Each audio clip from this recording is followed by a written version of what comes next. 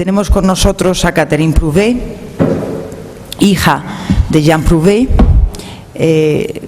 historiadora del arte, pero que centra fundamentalmente su trabajo en proyectos relacionados con el ambiente.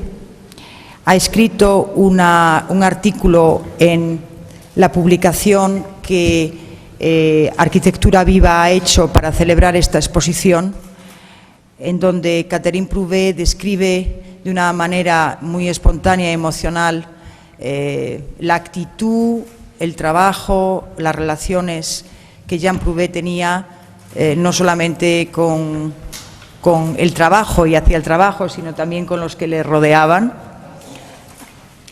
y que recomiendo encarecidamente. Tenemos también con nosotros a Luis Fernández-Galiano. Luis es un colaborador de estrecho ya en el tercer año de Ivorypress. Quizá algunos de ustedes saben que todos los septiembre Ivorypress tiene el compromiso de ofrecer una exposición relacionada con arquitectura y o diseño, y que hasta el momento Luis Fernández-Galiano ha sido comisario de las mismas, en las dos últimas con Jean Foster. Luis Fernández-Galiano es catedrático de proyectos de la Universidad Politécnica en Madrid, gran escritor y académico de Bellas Artes desde hace unos meses, y director y editor de la revista Arquitectura Viva, que el año pasado también dedicó, en colaboración con Ivorypress, un número especial a la obra de Bucky Fuller, y este año lo hace a Jean Prouvé. Con nosotros también está Norman Foster. Norman es arquitecto, y dos de sus puntos de referencia en el desarrollo de su arquitectura y de su trabajo han sido Bucky Fuller y Jean Prouvé. Jean Prouvé, para él, no solamente ha inspirado algunos de sus diseños, sino que vive con los diseños de Jean Prouvé en casa desde desde siempre. Y cuanto más industriales y más mecánicos, más los adora. Ha colaborado también en el número especial de Arquitectura Viva, y ha escrito su visión de lo que ha significado y de lo que significa actualmente Jean Prouvé para arquitectos y diseñadores. Y doy la palabra a Luis Fernández-Galiano, que va a dirigir la conversación. También sería importante que durante esta hora de conversación, si alguno de ustedes quiere participar o hacer alguna pregunta, que levante la mano. Y si no habla inglés, nosotros lo podemos traducir. Bien, como ha dicho Elena, la conversación va a ser en inglés. Espero que no tenga problemas con nadie aquí. Si alguien lo demanda, pues pedía a Norman unas traducciones abreviadas, pero si no es necesario, para dar más fluidez y tener más ocasión de escucharles, en principio vamos a desarrollar toda la sesión en inglés, incluyendo la conversación, las preguntas del final. Así que, como es un privilegio estar aquí con Catherine y con Norman, voy a darle en primer lugar la palabra a Catherine para que en inglés nos haga una breve glosa de la figura de su padre. Catherine. Thank you for welcoming me here. First, thank you for welcoming me here. I hope I won't make too many mistakes in English. It's quite a pleasure to see you so numerous here and to discover the exhibition. I was completely confident about this exhibition because I knew Norman would do something very good, because he understood so well Jean Prouvé's work that there was no doubt about that. So I am extremely pleased with the exhibition, and pleased to see that you are numerous and young people to come and discover that too. So now I leave Norman speak. Oh. No, it is too short. too short. But still, we'll But get perhaps, to that. Catherine, can you tell us a little bit about your father, about how you want that the new generation see your father, remember your father, or have a profile? Yes, but that might be long. Doesn't matter. Here we are. We have a lot of time. Okay, so how to say that? What I feel now with some backwards, I would say, is that my father was a very simple man, very strong, but simple, and he knew how to make things. And this is because he knew how to make things that he invented. That was extremely important to him. And I always thought he could have been a sculptor. Maybe I shock you when I say that, but I have the feeling he forbid himself to be an artist in order to be more disponible, more available for a social concern, because social concern was extremely important to him. And when I see new generation here, there is so much to do in this part of building now. When you think that my father made these houses for refugees after the war in 1944, excuse me, and the other one for the Abbé Pierre, when people just died of cold in the street in 1957, 58. And now we are in 2012, and the problem is always the same, more than ever now. It's unnecessary to give details about that. And his point was to build the best at the lowest price for as many people as it was necessary to help. And I think this is a very high philosophy he had. And it is more than ever at the point that you should work at, I think. His generosity and his sharing with people working with him was extremely important.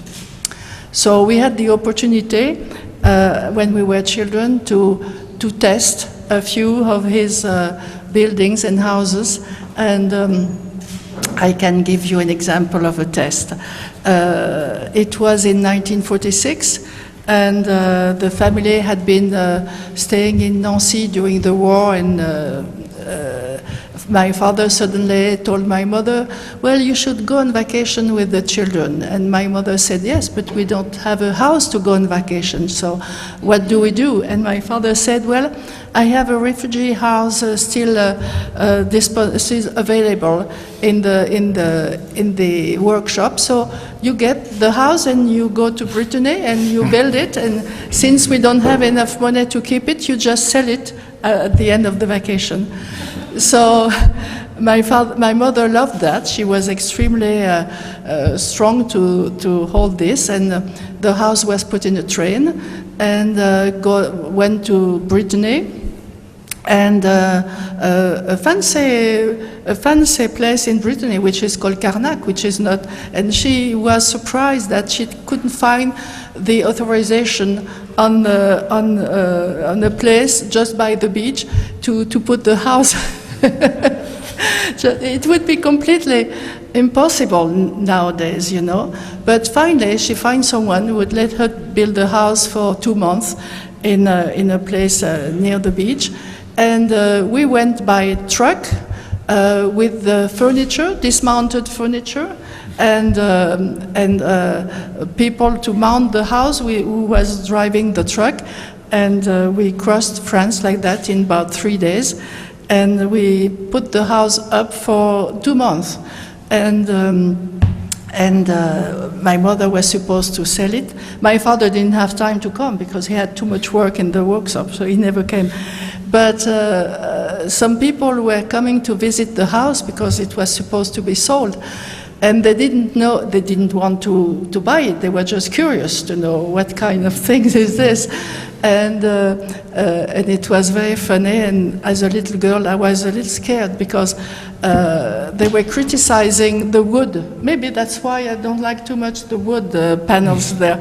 They were criticizing. It was not the same kind, but they were criticizing the wood because they couldn't put some wallpaper on the wood. You know?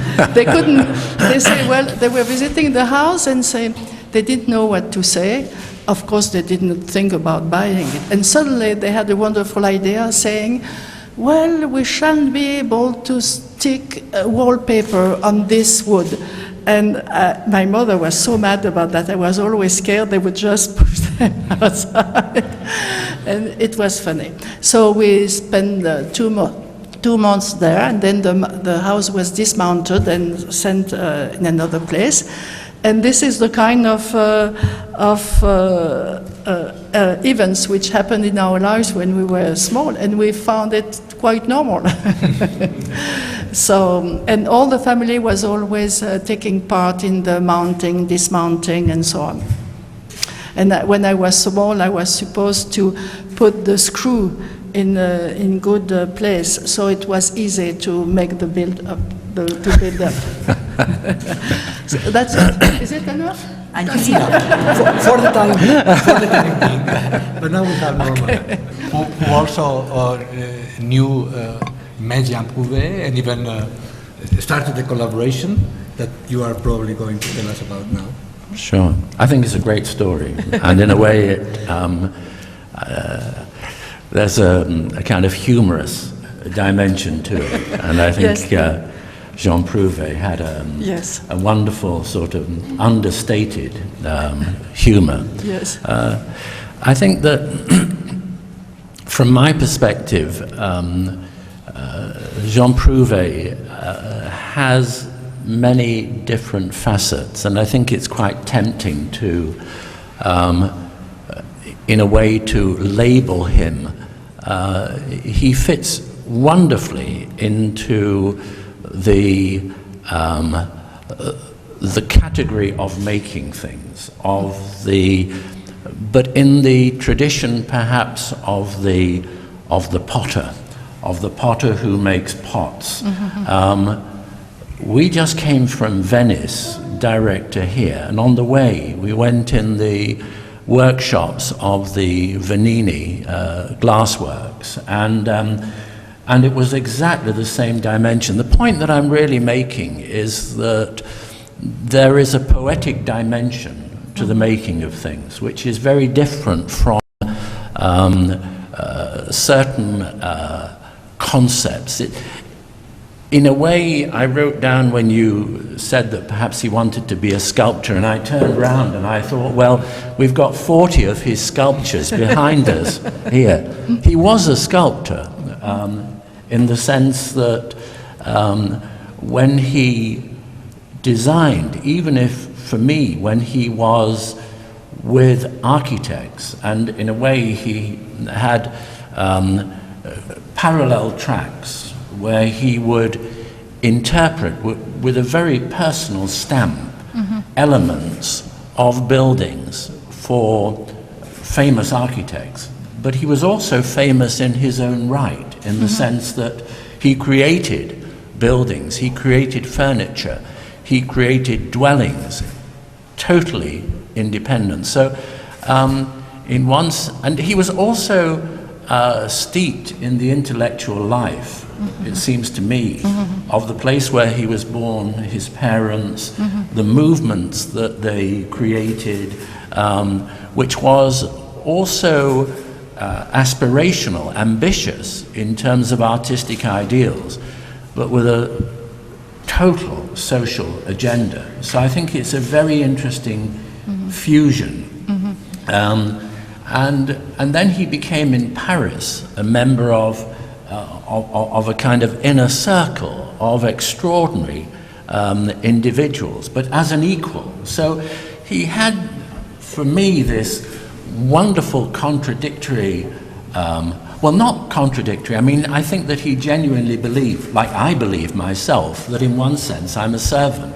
It doesn't stop him having an independent identity culturally. And I think it was very, very interesting fusion. Just to tell the story of how we met.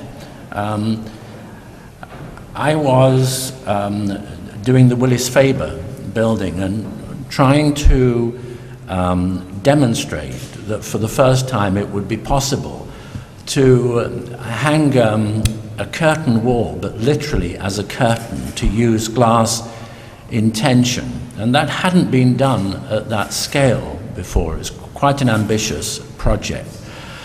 And with an awareness of the risks, I organized two ways of doing it. One was quite conventional, and the other was very radical.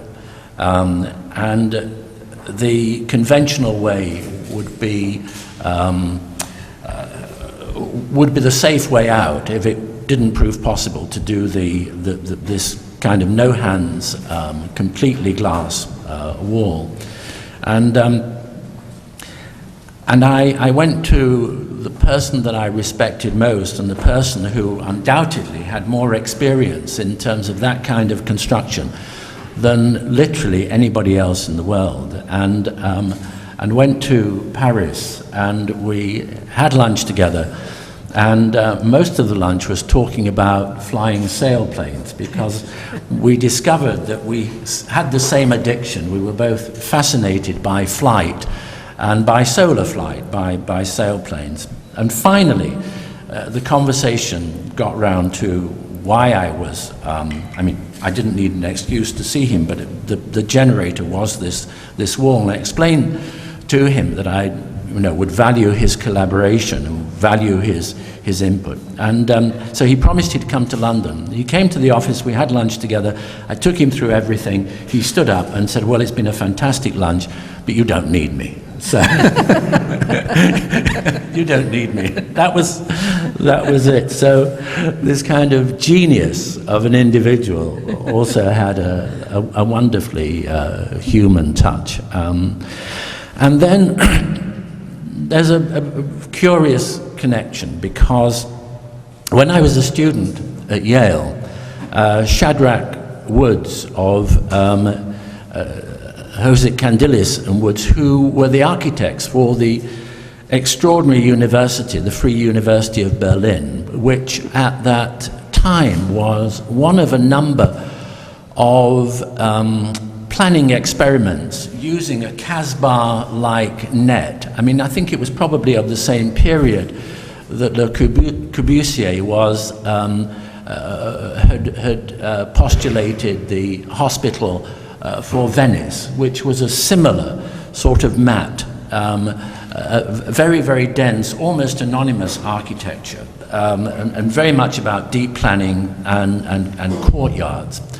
And so with that as a student, Jean Prouvé in between as an individual in the early years of a practice, later in the practice, doing the Reichstag in Berlin and trying to focus energies in Berlin on that project and refusing every offer of anything else in Berlin at that time. The government, who were the clients for the Reichstag, said that it would be a great favor if we would compete for the Free University of Berlin, which was having some problems with its facades, which had been created in Core 10. And Core 10 steel had been used very, very successfully at that point in time as structural sections, as heavy sections. Core 10 steel, for those who may not know, is pre-rusted, and the idea is that it keeps rusting, then it stops and it's stable. And that was true of very, very heavy structural sections. What was not known at the time was that in sheet form it would continue the process of corrosion. So part of the project was to renew the cladding, and the cladding had been done by Jean Prouvé with the architects based on Le Corbusier's modular. So interestingly, and I think that absolutely faithful to every aspect of Prouvé's construction, we were able to replace those panels, this time using bronze. There was some interesting twist to that. If you see it now, it is the finish and the color is absolutely indistinguishable from Jean Prouvé's original panels. The standards now meet the present-day standards, which are much more demanding in terms of insulation, and the color is identical. The shock of that story was that when the panels were first produced, they were absolutely bright gold. I mean, it looked like something out of a sort of... But anyway, they turned a nice chocolate brown. So, Thank you, Norman. Catherine was very happy to see so many young people here.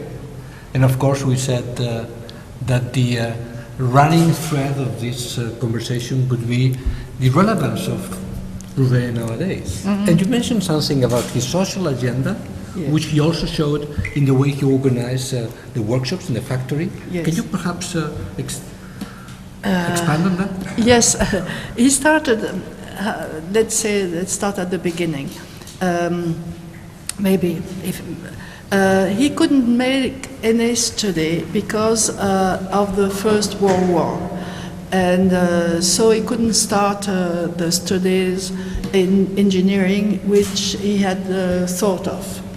So he was raised, as Norman said, he was raised in a very cultural family. Between his mother was a pianist, and his family was her family. Was they were musicians, most of them, and his father was working with Émile Gallé, and he took the head of the École de Nancy Art Nouveau when Émile Gallé died in 1904, and. So Victor Prouvé was a painter, a sculptor, a multi-artist man. And he was extremely important for my father because he impressed my father in his way of seeing life and work after.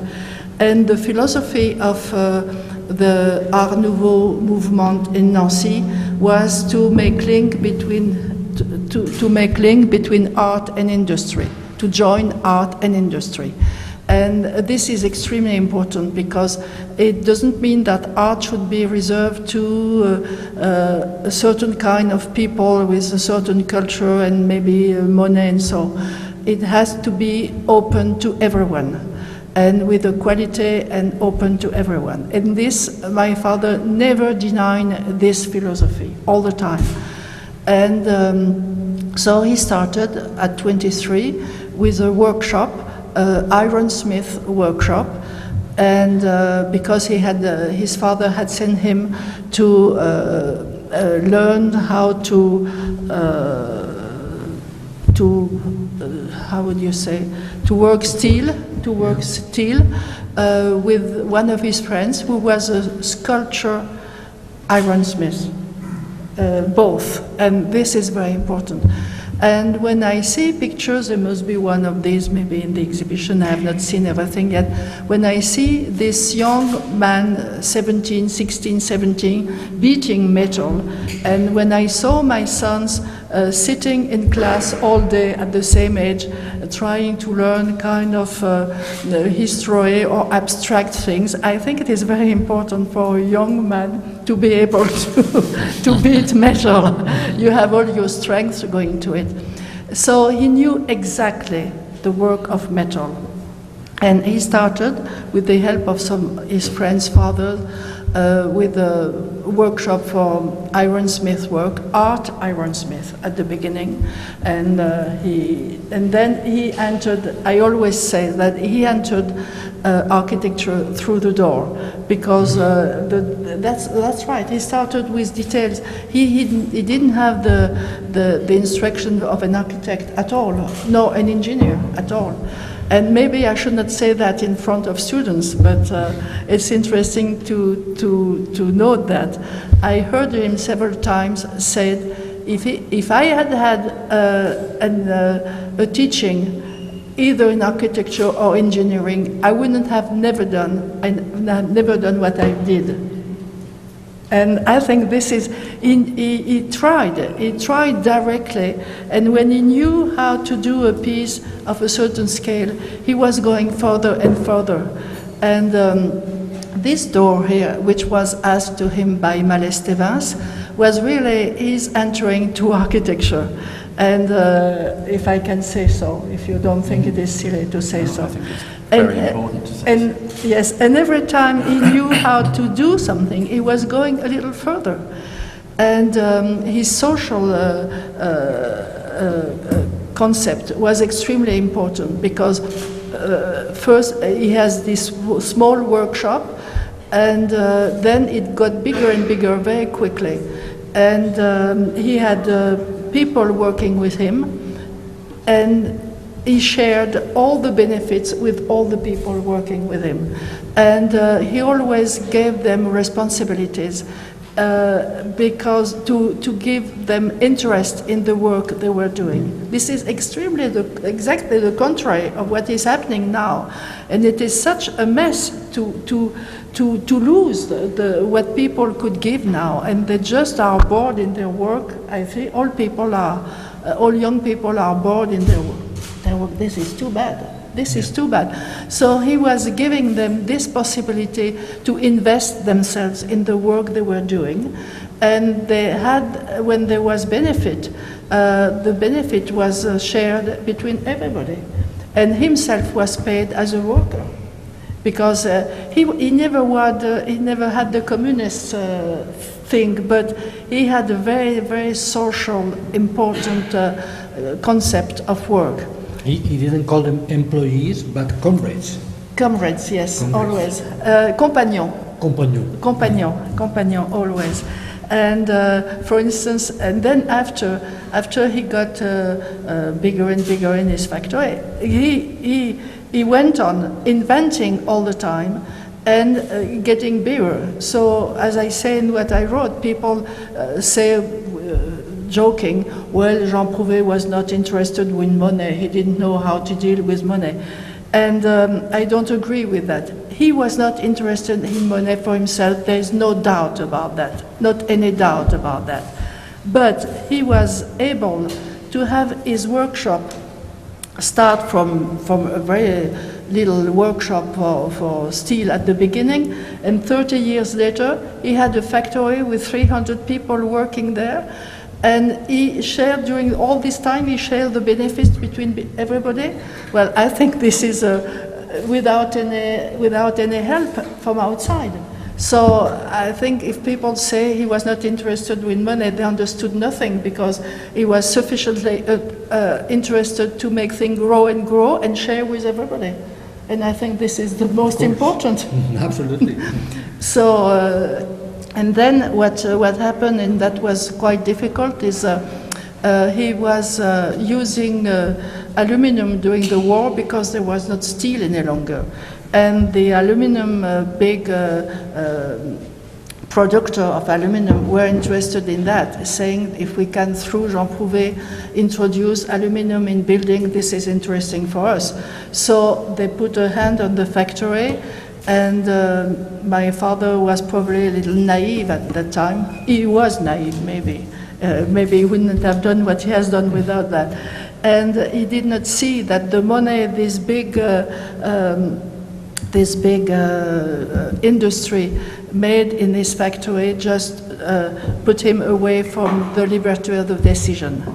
And he was asked to go in a very beautiful office on the Champs-Élysées in Paris. You go there, you go in a beautiful office there, and you make drawings, and we just do take care of everything else. They understood nothing, because his point of view was never to make a drawing without the possibility to test it immediately with the machines, and to make it immediately, and to work on the prototype immediately. It was they had understood nothing. Just make a drawing that did not mean anything to him, nothing. So finally he left, and then he had the life in Paris, Norman told about, but it was completely different. And the factory always, he missed the factory a lot, always. But it was another step in his life. but the social point of view was extremely important. Yeah, and of course when he left the factory, when this kind of fracture between designing and making was created by the new owners of the factory. Yes, exactly. And this is something you would perhaps want to yes, I mean, I'd like to just go over the relevance of Jean Prouvé today, with an awareness that probably a large number in the audience, perhaps students, in the sense that we're all students, those of us engaged with design. I think that there are two aspects to Jean Prouvé, and you touched on both of them.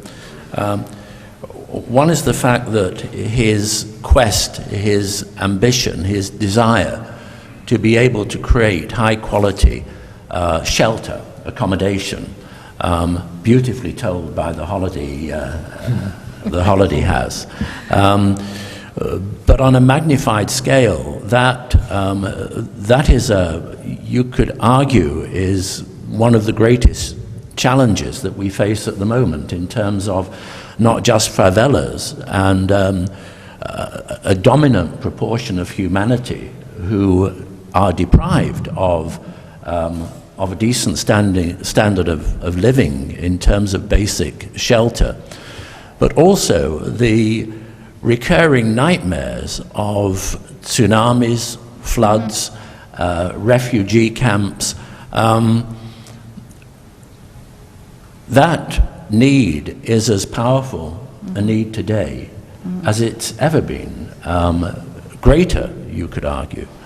That, I think, is one manifestation of a philosophy, and I think that Jean Prouvé's philosophy, in the end, is the most important heritage and arguably the most relevant today. And it's not just a personal observation, although it's something I feel with a great deal of passion. It even manifests itself when somebody like Eric Schmidt was talking, one of the founders of Google, and bemoaning in Britain the disconnect between the making of things and the humanity, the artistic dimension, at a very, very fundamental root cause of a lot of serious social problems. And for me, there's a kind of sliding scale. Prouvé was probably the extreme in the sense that, as you say, it had to be the kind of ultimate punishment by an industry that would think they were doing him a favor by sending him to a nice office in Paris, away from the smoky, dirty factory. And that is, in a way, a magnified version of life in so many professions, and particularly the engineering and the architectural professions. You could say that that almost in some ways the educational system encourages that disconnect. And the sliding scale, if Prouvé was one extreme, then other heroes like the Eames, Charles and Ray Eames, they didn't actually get to the point where they were making those things themselves. But they crossed the barriers, they crossed the boundaries into industry. They started to understand the potential of the materials. So through that understanding, they could create higher quality artifacts. There's a certain irony that, that out of that social idealism, all these objects now have a kind of value as antiques, which of course is completely contradictory to the spirit behind them, which is using mass production to make something, almost a luxury item, available to a mass market.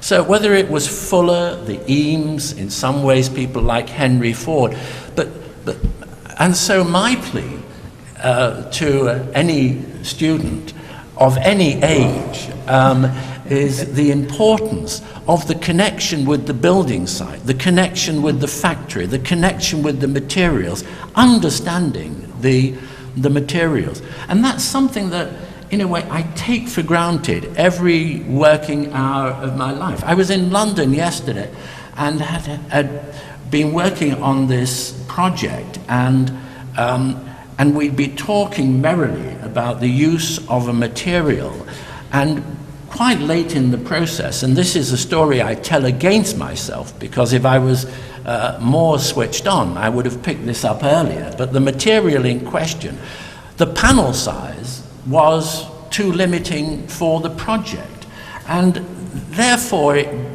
brought back home the importance of this conversation, and that is the starting point is simultaneously the materials, the techniques, the fabrication, and that hasn't changed historically. This conversation, I'm sure, could be taking place about building boats hundreds of years ago, and if I think about the experience of building a boat for a client, which was Izanami, that early boat for the Japanese client, on one side of the river there were people who designed, on the other side the people who made, and they had all the problems that you were describing. So anyway, to come back to other aspects. No, we have covered several of them, but of course we have a limited time and we didn't want to avoid the audience taking part. There are two architects and teachers who are here and who have written pieces on the Jean Nouvel monograph. One of them is your friend Mariano Bellon, who is hiding there. Yeah. And I would like to ask both Mariano and Chema de la Puerta, whom I do not see, but who must be somewhere, to start breaking the ice. So Mariano, can I force you to stand up and for everyone to see you? And, Mariano, why you don't sit here too? Sit here, I move. No, because you are part of no, the... we'll get... We have another chair here. Oh, okay. Just expand the table. Yeah. We can move. Yes. Thank you so much. I read your piece, so. My English not really very good. Well, thank you, Kathy, at all. But then, for me, in this moment, is very important in my life. You know, that's my very good relations about Catherine Prouvé, and also with Elena and Luis. Is for me today is a very good day. Well, it's very interesting your conversation. I prefer that you converse a little more. My ask is but in this sense, I prefer to ask a little more to Catherine in this sense. I'm very interested in the relationship about the engineers and the Jean Prouvé. You have some planning in this sense, but I'm very interested in one occasion. Jean Prouvé was named a little like one architect, honorific architect, you know. Mm-hmm. How is exactly the situation or the interest about the architecture, the profession, official profession of the architecture to Jean Prouvé?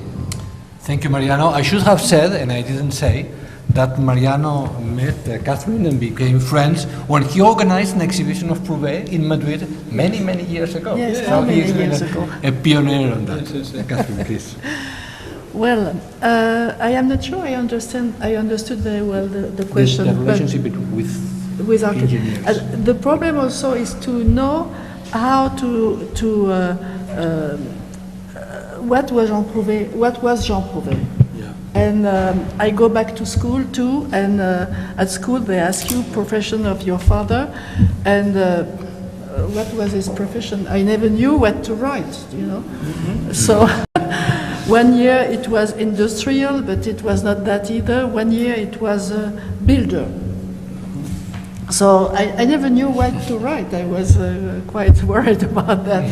So maybe builder is what defined him best, maybe.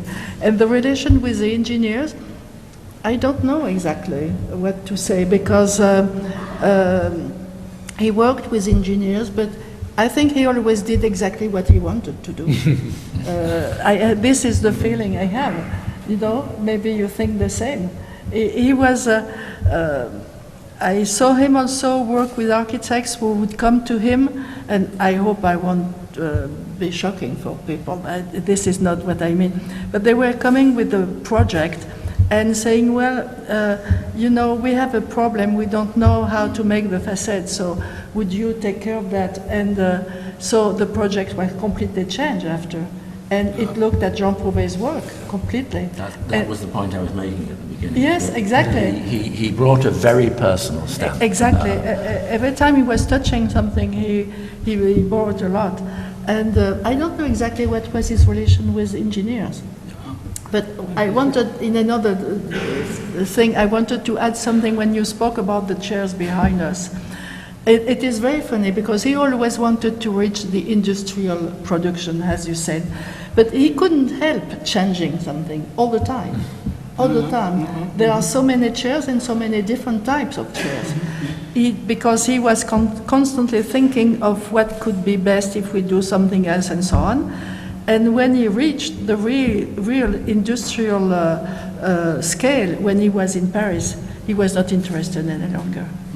He was bored. He was bored. You know, I am certain of that. I am certain of that, because it was big construction, and he didn't have any impact on the building itself of the piece. He was thinking of it. I think he mentally moved on. You think? Yes. I think he, to a certain extent, I'm guessing, but I sense when I look at the chairs and the variations on everything. I mean, his mind was, if he'd achieved something, yes, then he was on to the next completely, thing. at once. The other thing is that he was a master of many techniques and materials, but his, extraordinary achievement was, if a potter works with clay, if those people in Venice, in Murano, are working with sand and glass, sheet metal and bending sheet yes. metal, that was his poetry in completely. A way. And he was his poetry and his sculpture also. And what is quite, for me, quite emotional is you see some of these sections and they look so heavy, and yet when you pick them up, they're lighter than light. So there's this extraordinary performance, more with less, in that sense. And something I am thinking of when I hear you speaking is, I saw him drawing all the time, especially in the second part of his life when he was in Paris. He was coming back to Nancy for weekends. And after he had taken care of the motor of his car, which was extremely precise and everything. And he tried to teach me that, but unhappily I was not good in taking care of the motor of the car. But he spent quite a long time inside the motor, and just everything was completely well done. And after that, he went back home and sat and drew all the time, made drawings all the time, but always details, because what was important was the junction between two pieces. And I saw him drawing like that, the junction, the two pieces for hours, with different color drawings. But I suspect that his obsession with the detail was because he always had the big picture in yes, his head. Of course. And he wasn't a victim of his own dogma. A lot of people who would have that love affair with metal would not be able to do what he did in very difficult circumstances where there was very, very little metal and a lot of wood, which was to combine the virtues of the two. And that 6x6 building next door, what you look at, and if you're not careful, you think, but this is it's a wooden hut. I mean, what's so special about that? And what's so special about it is the combination of that little metal doing the maximum amount of work combined with the wood and producing an extraordinary dwelling delivered in a truck, assembled in a few hours, and done. Yes, exactly. By two men, everything was thought to be taken care of by two people. There were two people going in the truck with all the pieces to build the house, and the two of them could hand on all the pieces and put the house up in a few hours, exactly. There is a beautiful piece about the houses of Jean Prouvé in Arquitectura Viva, which has been written by a professor of the School of Architecture, an architect, Chema de la Puerta, who is there, and whom I would also ask to intervene, and who knows very well the house in Nancy. Okay, d'accord, merci. I prefer Luis translate my words. Estudiando la vivienda de Prouvé, pues uno pues te viene embelesado o algo así. Pero también pensaba en qué ocurriría hoy con un Jean Prouvé hoy día, con decenas de miles de desplazados, de refugiados en decenas de millones, he dicho de miles, decenas de millones de refugiados en campos, en guerras paradas, y la crisis o la puesta en cuestión de la industrialización. Es decir, mi pregunta exactamente es que yo durante el tiempo que estudiaba al maestro, pues me planteaba la actualización de Jean Prouvé hoy. ¿Pasaría por recuperar algunas de sus tiendas de campaña, por ejemplo, la tienda de campaña Mariposa para esos refugiados? ¿Cuestionaría la industrialización? When he was studying the master, he kept thinking how we could use Jean Nouvel today for the problem of refugees, of catastrophes. What pieces of his work would be more relevant for today's great social problems? This is a question for you, Norman. I would probably come back to the house next door, the 6x6, which essentially uses the materials to hand, but with few but very sophisticated industrial components. And I think that probably that, as a philosophy, expanded out so that you use industrialization to solve the problems of sanitation, of keeping a house cool. And it's quite interesting that in many of Jean Prouvé's projects, there was, interestingly, the industrialized core. Now, he combined the industrialized core with components of his making and manufacture, except when those weren't available in extreme circumstances, like after the war, when all the metal had been used in aircraft and tanks, and the only material, the dominant material, was wood. So I think that that philosophy is more relevant today in terms of the need for communities, and I'm thinking of favelas, where organically they do, and it's interesting that the common denominator for most of the favela planning arises out of the limitations of a pickup truck. So the pickup truck enables you, with a small cement mixed with rebars. So the other lesson in terms of a more industrialized approach, I think the only way that the needs of instant accommodation for people made homeless by natural disasters is by some industrialized solution. And I think in that sense, he's an inspiration.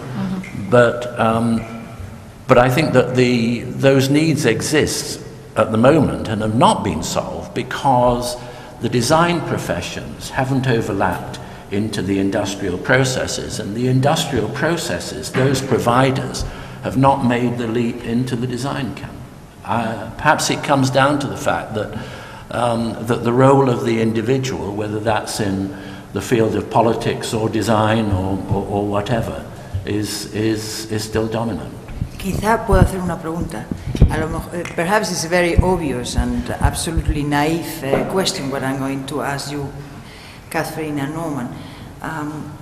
Why all the teachings of Jean Prouvé with the houses, from the typical houses that was in the Tate years ago, and we participate very deeply there, and this house here don't serve as a point of reference to develop houses for groups like Cruz Roja or another association of ONGs for the needs that we had in all over the world.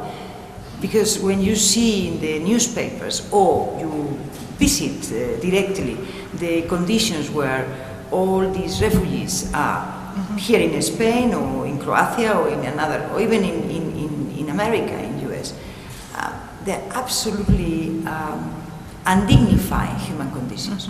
So why the teachings of masters like Jean Prouvé are not used, except in India, that we know that the Aga Khan is developing all these, the Aga Khan Foundation are developing this kind of approach in some Muslim countries, but in other areas of the world, they are here in galleries, in beautiful houses, in magnificent villas as guest house villas using Jean Prouvé houses, costing huge amount of money for the delight of all of us that we are privileged to visit it or to live in, but they are not used for the main purpose. So why is happening this? I know this is quite a problem. I think of that a lot because there is such a difference between the high prices of these houses for refugees and now people sleeping outside. It is unbearable. It is unbearable. It is not normal.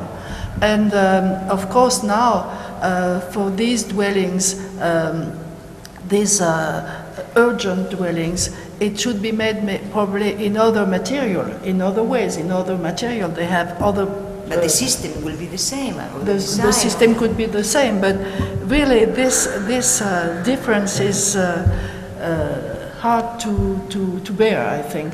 And why is it not accepted?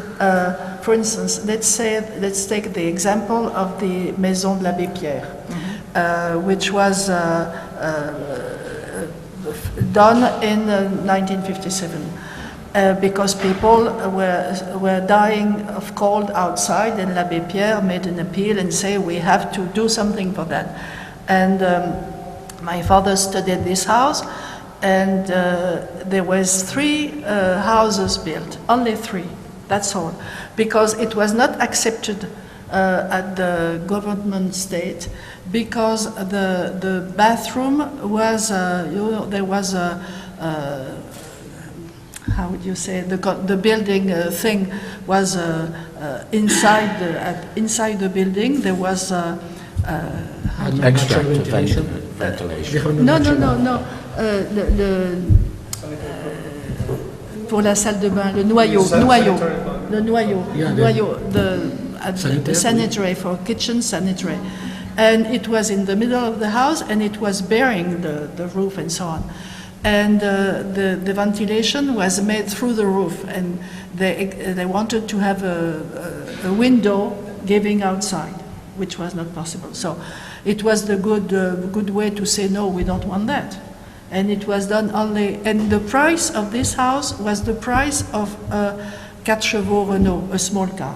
And this my father was very attached to this, the same price for a small car and this house. And it was built in 3 samples. And the 3 samples were now, I don't know where, but they were taken by architects and so on afterwards, you see. And it was always like that. But now there's such a demand for that. And what was very important also for him is the respect of environment. And all the houses he made like that for temporary position were made when you were taking the house away. The ground was preserved. Sure. Because it was put on how would you say? Yes, just on a few points. A few points. And this was extremely important to him. Extremely important to him. He didn't want to move the earth in order to put the house. We can observe here in this house, and their house that is built in 8 hours, 7-8 hours by 2 months. So, if that could be done in grey production, yes. You know, people will have the same day of the great disaster. They will have a place to live. No. Yes. And I think this is now urgent for young people to think about what can be done for people to live decently. Good. We still have a few more minutes, so if now Mariano and Chema have broken the ice, are there any more words? Spencer, Carlos, whoever? Someone wants to... While you think about it, I will ask Norman about cars and airplanes. Both of you were fascinated by the same vehicles. And the lightness. Yes, and I think also Jean Prouvé loved the 2CV, yeah. the Deux Chevaux. Yes. And in the same way that I find it also inspirational. And I have one. I mean, I like it so much. It's a sort of classic. But the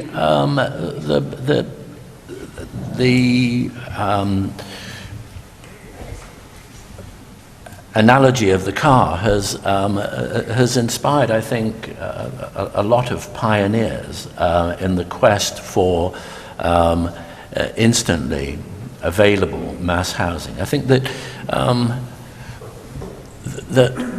that in the end, the example that you gave was probably a mixture of political indecision yes. and political cowardice, lack of courage, and also the kind of sad thing with regulations which change with the objective of improving living standards. And when those don't keep abreast of the technology, or they become, they make it difficult to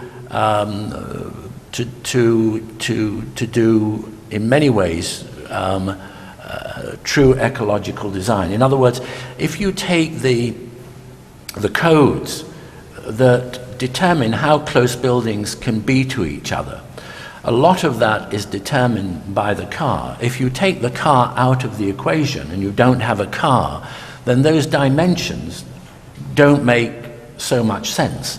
And so a lot of the communities in the past, which were able to create quite high standards of living without cheap available energy, by shading, by cross-ventilation and so on, you need to do that today. You almost need to rewrite the regulations. Mm-hmm. And for example, we had to do that in Abu Dhabi with Masdar, to a certain extent. But I think that the hope perhaps of an exhibition and a discussion like this is it might raise a level of awareness. I think the answer to your question, Elena, is probably education. Unfortunately, those people with immense wealth who are benefactors could make this happen if they were aware of that possibility. A lot of the politicians could make it happen if they were aware of the possibilities. The standard excuse is that we can't afford it.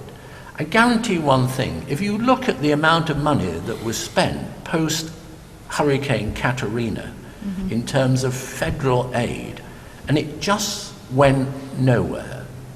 because, I mean, I think it was spent on a mixture of tents, site huts, which were never used. So the excuse that we can't afford it is unfortunately not a good enough excuse. The problem is you can't afford not to do something about it. But the dilemma, I think, is a political one in the end. I think the question of Elena and the answer by Norman and Catherine are very important because they point at the key question of this roundtable, which is the relevance of Prouvé today. This is not an art historical exhibition, although it tries to cover the career in a very exhaustive manner, but something which intends to be relevant for today's worries. And I'm very glad that both of you have put a stress on that. No, it's what we try in this exhibition and every year exhibitions to come with Norman and with Reese.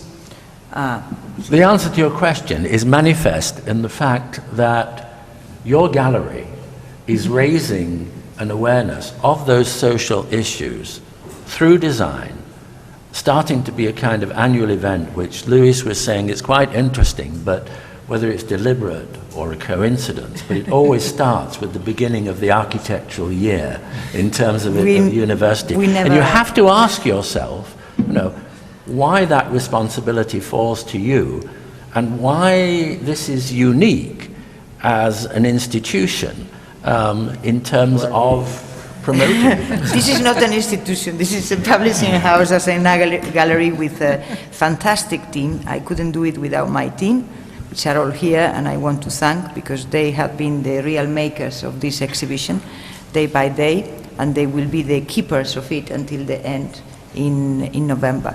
We want to make books, the best books ever, and also we want to make the best exhibition ever, not only from an aesthetical point of view, but also from a social point of view. Every exhibition here, in one way or another, sometimes touching the design or the architecture or the paper or the printing or the sculpture, always we pursue to produce an awareness in certain part of society and mainly direct to students. This is the reason, because I would appreciate that if students are here and professors and teachers convey the need to visit the exhibition, that we have organized with a lot of effort, private finance without any kind of help, but by Norman and myself and Ivorypress as a team, just only pursuing that the people and the new generation can learn something in these exhibitions that will be always every September. We are very, very honored and also grateful to Catherine, to the Institut Nancy, to the Centre Pompidou, that they have lent us a lot of pieces, also to the gallery Patrice Seguin. Patrice Seguin has a great collection of He's been chairs. Fantastic, Patrick. And he has lent us, and for the first time, our exhibit here. We went to Paris, Norman and I, last year, and we convinced him, please, you have to leave us these personal items that he lives with. And also he has lent them 2 or 3 pieces from his gallery to exhibit here. They've never been seen before in this number. No. It's the first time. So it's the first time, some of them, it's the first time that they are exhibit. Because Norman wanted, and also Luis, to have all kind of point of reference and show the magnificent overview and scope of Jean Prouvé work. Curiously, one of the fascinating items in this gallery that Norman has been always in love with is the doors. The doors that, the panels that in a very hot day of August we were positioning here. And also we thought it would be very interesting to show how the house is made and how it's done. So we saw some films here where the students or the no-students can follow that these houses can be done in 7-8 hours. So perhaps that will produce a new thinking, and also pushing politicians that perhaps will come, some of them tonight for the opening, to be aware that there are always solutions. The important thing is to have the alert, the education, and also a very clear point of reference that we try to offer in this exhibition. So thank you so much for being here, and also this. Thank you, Norman. I was going to say this has been a great effort of Luis, everyone to be able to do a publication on time. But Luis always does a fantastic. And on time, and also with a very deep and contents which are completely atemporal, and can be read perhaps in 100 years with the same passion and interest that we can do it now. And also the photographers and all the materials that Patrick Seguin and the Institut Nancy and Pompidou have allowed us to publish. And I think this publication is a point of reference and can be bought here in the bookstore of Ivorypress, or to subscribing by subscription to Arquitectura Viva. Well, thank you, Elena, for those commentaries. It is always a privilege to work with Norman and you, but this goes beyond the normal reference. No, just to close up, only to say that, of course, this exhibition is full of beautiful objects, but Jean Prouvé also showed this ethical attitude to construction and making, which is what we have emphasized in this round table and the exhibition itself. So enjoy it. Thank you.